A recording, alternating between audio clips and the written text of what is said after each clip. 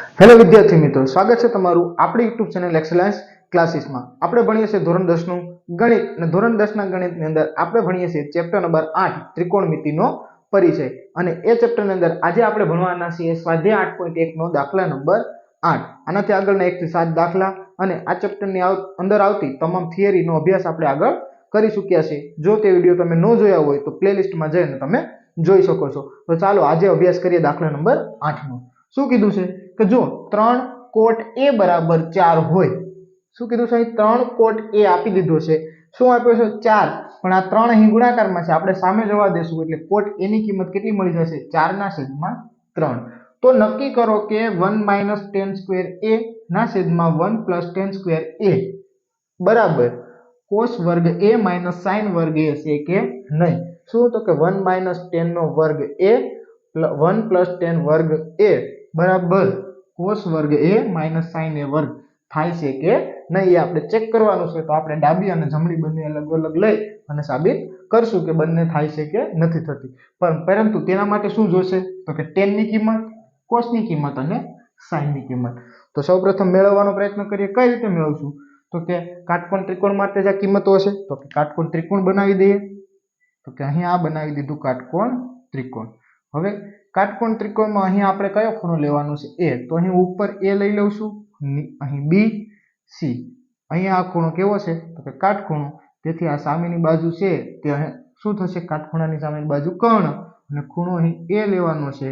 તો અહીં આ સામેની બાજુ થશે, ખૂણાની સામેની બાજુ, અને આ બાજુ છે તે કઈ થશે? તો કે પાસેની બાજુ. આ એટલું થશે. હવે તો કે અહીંયા આપેલું છે, શું આપેલું છે? તો કે આને હું આવી રીતે લખી શકું કે કોટ a બરાબર 4/3. કેમ? તો કે 3 ગુણાકારમાં છે, સામે જશે તો ભાગાકારમાં એટલે 4/3. હવે કોટનું સૂત્ર, તો કે કોટનું સૂત્ર શું થાય?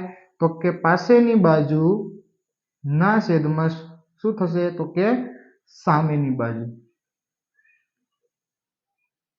હવે 4/3 તો આપણે આપેલું છે.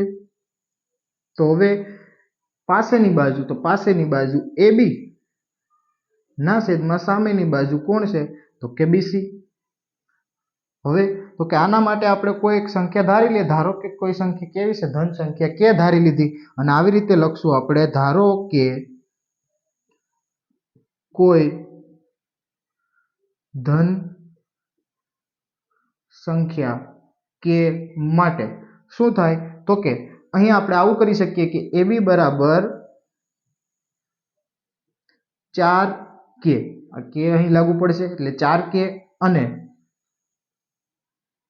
BC બરાબર શું થાય? તો કે 3 થાય. તો 3 ની સાથે કોને લેશું? તો કે k ને. અહીં k ને લેવાનો આપણો ફક્ત કારણ એ જ છે કે અહીં ખાલી 4 અને 3 હશે નહીં. કેમ? વધારે પણ હોઈ શકે, 4 ને 3 હોઈ શકે, પરંતુ વધારે પણ હોઈ શકે. કેમ કે અહીં આપણે ગુણોત્તર લીધેલો છે, તો ઉપર નીચે કઈ સંખ્યા ઉડાડેલી હોય તે આપણે ખ્યાલ હોય નહીં, એટલા માટે અહીં k લેવાનો મતલબ છે. બીજો અહીં કોઈ મતલબ થતો નથી. તો આવી રીતે આપણે અહીં મૂકશું. આગળ AB મળી ગયા આપણે, તો AB ના અહીં કિંમત લખી દો એટલે આપણે ખ્યાલ આવે.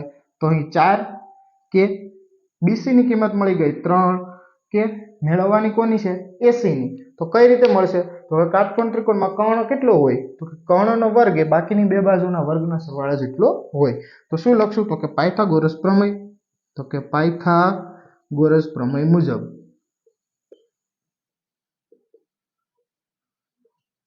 પાયથાગોરસ પ્રમેય મુજબ શું થશે? તો કે AC નો વર્ગ બરાબર AB નો વર્ગ પ્લસ BC નો વર્ગ. AC નો વર્ગ તો કે મેળવવાનો છે એટલે એમના એમ રાખી દઉં છું. AB, તો AB ની કિંમત આપણે 4k છે, તો અહીં 4k નો વર્ગ વત્તા BC ની કિંમત 3k છે, તો 3k નો વર્ગ. સાદું રૂપ આપણે આપીએ તો અહીં AC નો વર્ગ એમના એમ 4 નો વર્ગ 16 અને એની સાથે k નો વર્ગ વત્તા 3 નો વર્ગ 9 અને એની સાથે k નો વર્ગ. સાદું રૂપ આપણે અહીં ઉપર લખીએ. AC નો વર્ગ એમના એમ રાખી દઈશું બરાબર 16 વત્તા 9 કેટલા થઈ જશે? તો કે 25 અને અહીં લખી દઈશું 25k નો વર્ગ. તો AC બરાબર, તો કે AC બરાબર શું થશે? તો કે વર્ગમૂળમાં 25k નો વર્ગ. કેમ કે સામે જશે વર્ગ તો વર્ગમૂળ થઈ જશે. હવે તો AC બરાબર, તો કે 25 બહાર નીકળશે તો 5 અને k નો વર્ગ બહાર નીકળશે એટલે શું થઈ જશે k. તો અહીં આપણે 80 કર્ણનો કિંમત કેટલી મળી ગઈ તો કે 5k. તો અહીં 80 ની કિંમત આપણે મળી ગઈ. હવે આપણે શું મેળવવાનું છે તો કે હવે જે અહીં કિંમતો છે તે કિંમતો આપણે મેળવી લઈએ. ચાલો તો સૌપ્રથમ કિંમત આપણે કોની મેળવશું તો કે અહીં સૌપ્રથમ આપણે tan a દેખાય છે તો સૌપ્રથમ આપણે tan a ની કિંમત મેળવી લઈએ. તો કે tan a. તો tan a ની કિંમત તો કે આપણે સૂત્ર મૂકીને મેળવી શકીએ અથવા તો cot છે એનો વ્યસ્ત કરશો એટલે કોણ મળશે તો કે tan. તો આપણે ડાયરેક્ટ પણ લખી શકીએ કે 3/4. પણ જો તમને ન સમજાય તો તમે કઈ રીતે કરશો તો તમે આવી રીતે કરશો કે સૂત્ર થશે સામેની બાજુ છેદમાં પાસેની બાજુ. હવે સામેની બાજુ તો કે BC તો અહીં લખવાનું કે BC છેદમાં પાસેની બાજુ તો લખવાનું AB તો લખી દેશું AB. તો તેથી tan A બરાબર BC તો કે BC ની કિંમત 3k અને છેદમાં AB ની કિંમત 4k. બંનેના k કેન્સલ એટલે 3/4 બરાબર. હવે તો કે બંનેમાં tan એના પછી cos તો cos ની કિંમત મેળવી લઈએ. તો cos A વર્ગ આપણે ત્યાં જ મેળવશું અહીં ફક્ત ખાલી એની કિંમત મેળવી લઈએ. શું સૂત્ર છે તો કે પાસેની બાજુ ના છેદમાં કોણ આવે તો કે કર્ણ. પાસેની બાજુ તો કે ખૂણા એની પાસેની બાજુ AB છે તો AB છેદમાં કર્ણ કોણ છે તો કે AC કર્ણ AC. તો cos A બરાબર AB તો AB ની કિંમત 4 ને છેદમાં કર્ણ 5k એટલે k કેન્સલ તો શું આવી જશે 4/5. આગળ જોઈએ તો આગળ હવે કોને મેળવવાનું છે તો કે sin A. કેમ તો કે જો અહીંયા આપણે sin જોઈએ છે એટલા માટે. તો sin A નું સૂત્ર તો કે સાબા એટલે કે સામેની બાજુ છેદમાં કોને લઈ લેશું કર્ણને. તો સામેની બાજુ અહીં કોણ છે તો કે BC છેદમાં કર્ણ AC. તો sin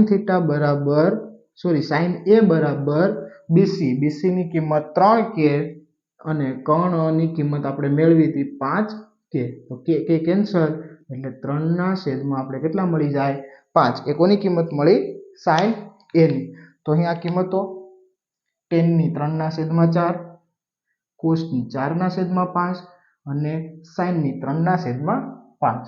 હવે આગળ હવે અહીં જે આ આપેલું છે તેને એક સાઈડ લઈ લઉં છું. અહીં હું આવી રીતે લઈ લઉં છું બરાબર 1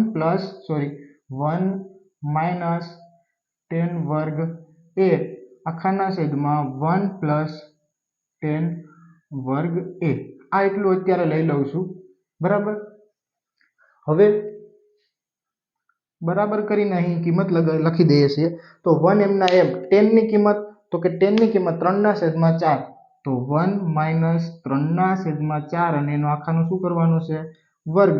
આખાના છેદમાં લખશું 1 tan ની કિંમત તો એ જ 3/4 તો 3/4 અને આખાની કિંમત આખાની માથે વર્ગ.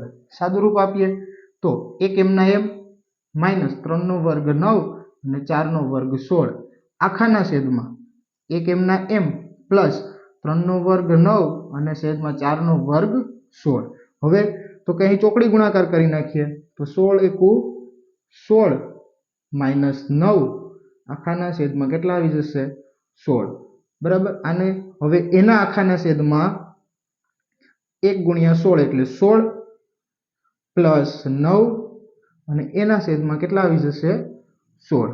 16 - 9 કરી દે એટલે કેટલા આવશે તો કે 7 આવશે. તો 7/16. હવે એના આખાના છેદમાં 16 + 9 એટલે 25 તો 25/16 આ રીતે થશે.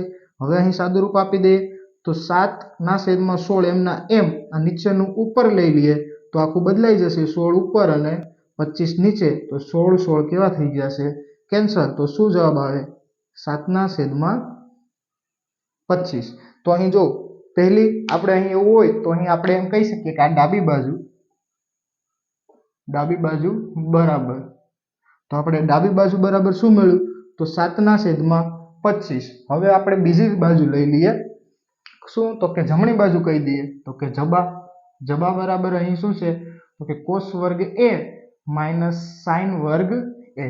ચાલો તો એની કિંમત મૂકી દઈએ કોસ વર્ગ a 4/5 તો 4/5 આખાનો વર્ગ માઇનસ સાઇન 3/5 તો 3/5 આખાનો વર્ગ 4 નો વર્ગ 16/5 નો વર્ગ 25 માઇનસ 3 નો વર્ગ 9/5 નો વર્ગ 25. હવે અહીં જો છેદ સરખા એટલે એક વખત લખી દેશું 16 એમના એમ માઇનસ 9 પણ એમના એમ કેમ કે છેદ એક સરખો એટલે એમના એમ 16 માઇનસ 9 એટલે 7 7/25. તો અહીં તમે જોશો તો અહીં પણ જમણી બાજુ બરાબર પણ કેટલો જવાબ આવે છે 7/25. તો બંને બાજુ સરખી આવે છે તો આપણે લખીશું કે અહીં શું થાય છે તો કે ડાબા બરાબર જબા હોવાથી ડાબા બરાબર જબા હોવાથી જે આપેલું છે તે આખું લખી દઈશું 1 - tan વર્ગ a ના છેદમાં 1 + tan વર્ગ a બરાબર cos વર્ગ a માઇનસ sin વર્ગ a થાય છે. તો અહીં દાખલા નંબર 8 ની અંદર જે આપણે સાબિતી પૂછી હતી કે આ વસ્તુ થાય છે કે નહીં તે આપણે શું કરી દીધું તો કે બંને ડાબી અને જમણી બાજુ સમાન આવી એટલે આપણે અહીં શું કહી શકીએ કે આ બે વસ્તુ સમાન થાય છે. તો આ વિડીયોમાં આપણે અહીં સુધી રાખશું. જોઈએ આનાથી આગળના દાખલા આગળના વિડીયોમાં.